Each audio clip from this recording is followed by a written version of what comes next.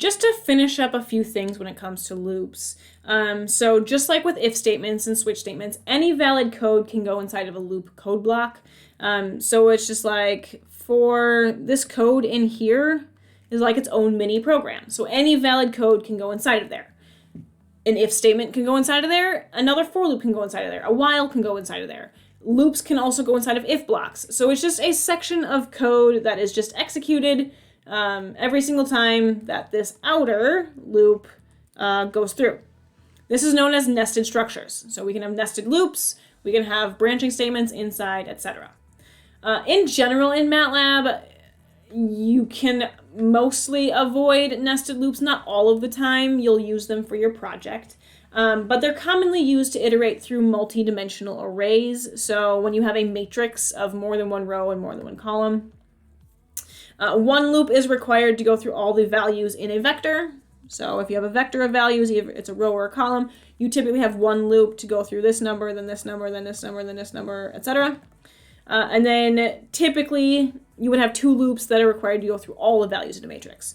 So one loop will go through this row, and then you would go to this row, go through all these numbers, and then you would go down to this row and go through all those numbers, and then this row and go through all those numbers. So that's a nested loop. We will see examples of those. Another thing that commonly comes with loops is something called the break statement and a continue statement. So these typically occur within if statements in a loop. So if I say while my conditional, a break statement can appear inside of an if statement, inside of a loop. And if this code is executed here, it's going to exit the loop early. Essentially, it's saying if this occurs, just don't even go back and check this out. Just go jump out of the loop early. So break the loop, break whatever iteration it's going through. Likewise, we also have something called a continue statement,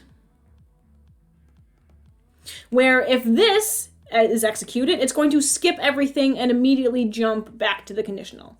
So it's saying skip everything below here, ignore it, pretend it doesn't exist, go back up to this conditional, and recheck it again.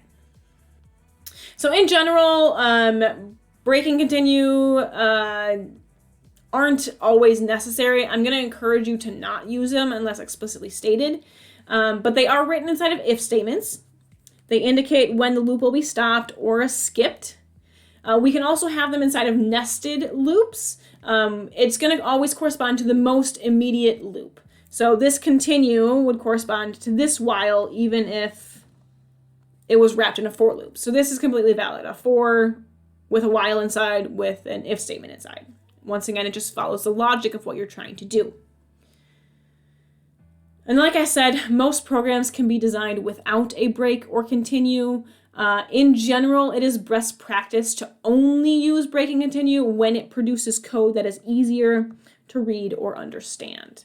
But most code can be designed without them, and I encourage you to not use them unless explicitly told in your homework document to do so.